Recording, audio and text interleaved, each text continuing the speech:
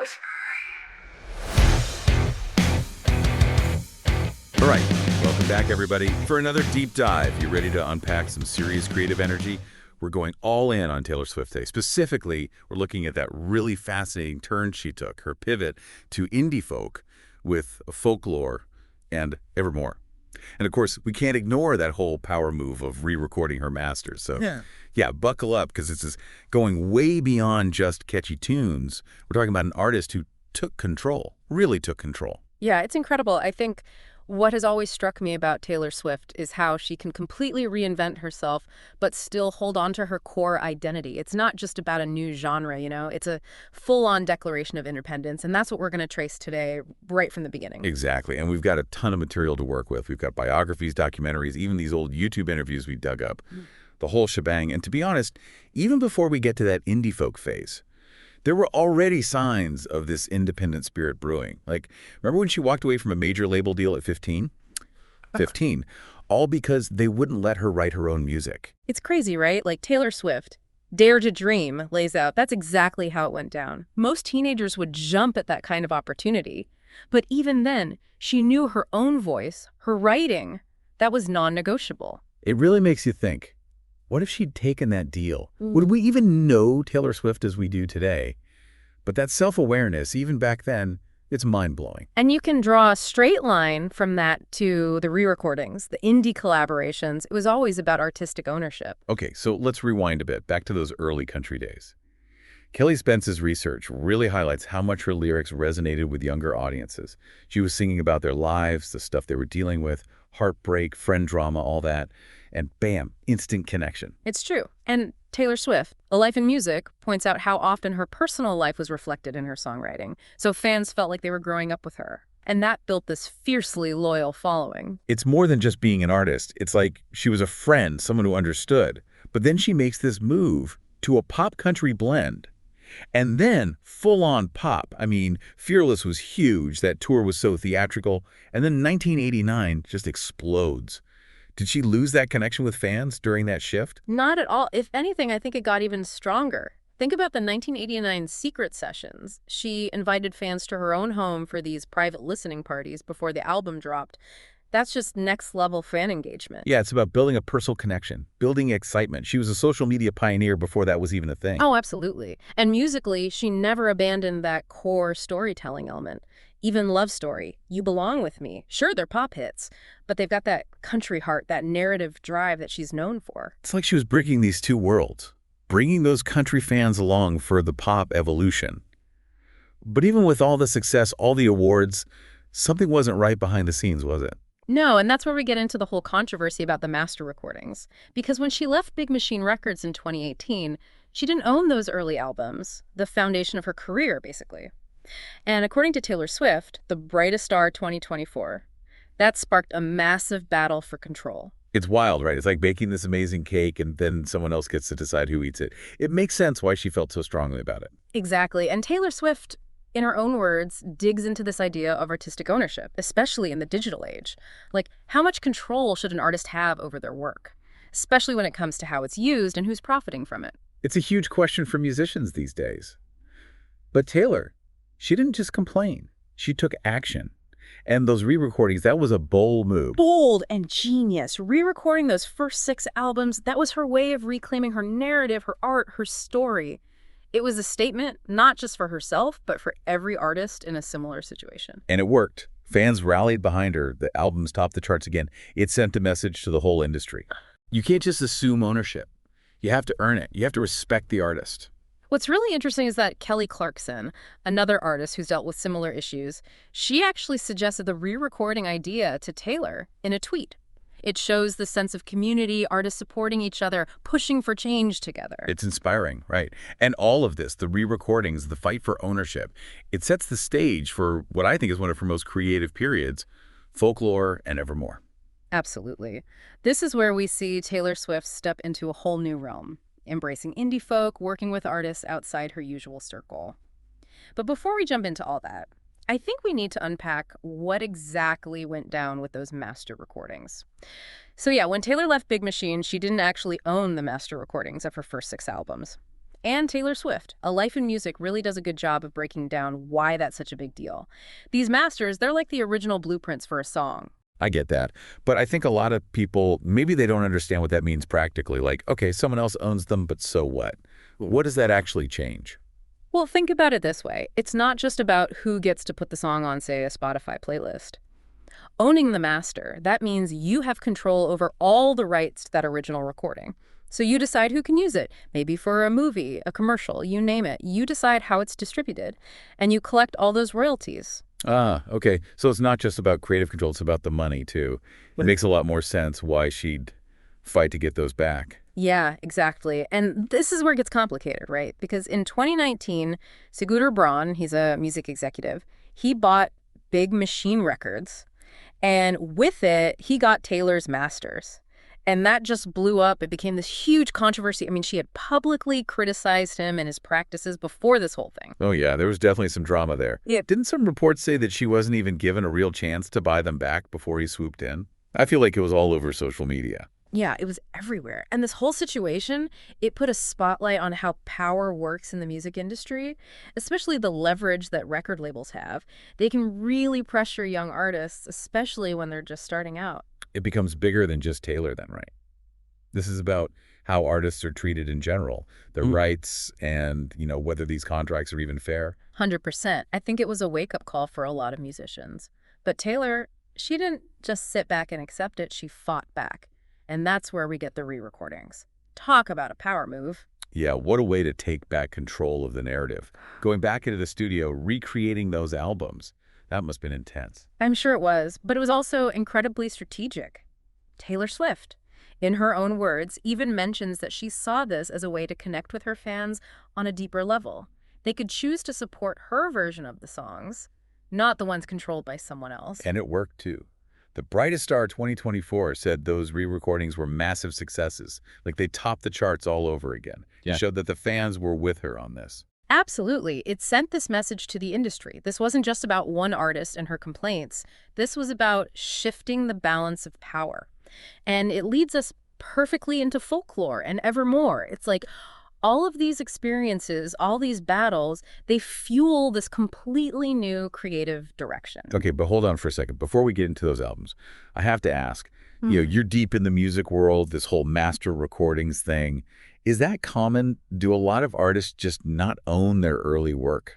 It's more common than you think, unfortunately, especially in the past. Those record deals, they were structured really differently. Artists often signed away these rights without even realizing it, and they didn't think about the long-term consequences. So it really was bigger than Taylor. This fight, it was for future artists, too. Yeah. To make them aware of this whole thing. Right? Exactly. She brought this issue into the open, made people think about it. That's huge. Okay, so then we get to Folklore and Evermore. This is where she goes in a completely different direction musically, right? Indie folk, working with Aaron Dessner from The National. I mean, no one saw that coming. It was a surprise, for sure. And Miss Americana, the documentary, gives us a glimpse into what she was going through at the time. She was feeling burned out by the whole pop machine, all that constant scrutiny. She needed a creative reset to explore new themes without the pressure of being Taylor Swift. But Folklore and Evermore, it was like this chance to exhale, this chance to just experiment. Exactly. And you can hear it in the music. No more big pop hooks. It's all about these really intricate narratives. Quieter songs, more reflective.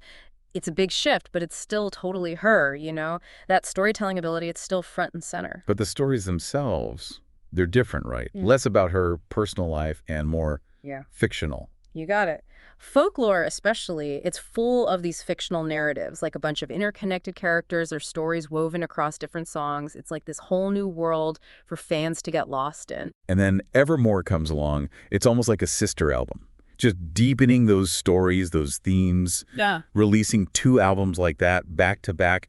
That was a bold move. It really was. But it worked. The critics loved them. Fans embraced them. It cemented this image of Taylor Swift as someone who follows her own creative path, no matter what. Okay, so we've got the re-recordings, this whole fight for ownership, and then this exploration of indie folk.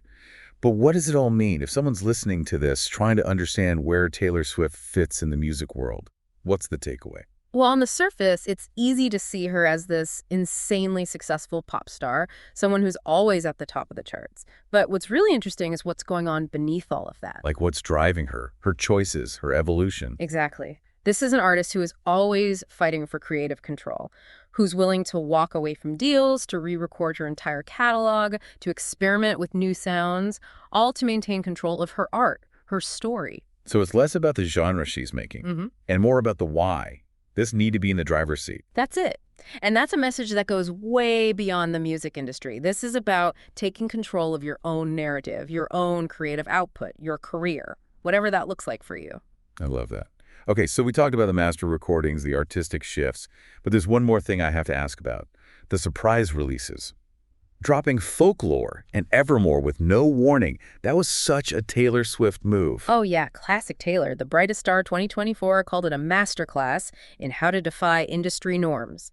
And she did it again with the re-recordings too. It creates this buzz, this frenzy. And honestly, it feels like a gift to the fans, this unexpected treat. It also lets her control the whole narrative. No leaks, no hype built up at the label. She sets the terms. It's so smart. Okay, I think we've covered a lot here. Let's see if we can sum it up. We know her music has evolved from country to pop to indie folk.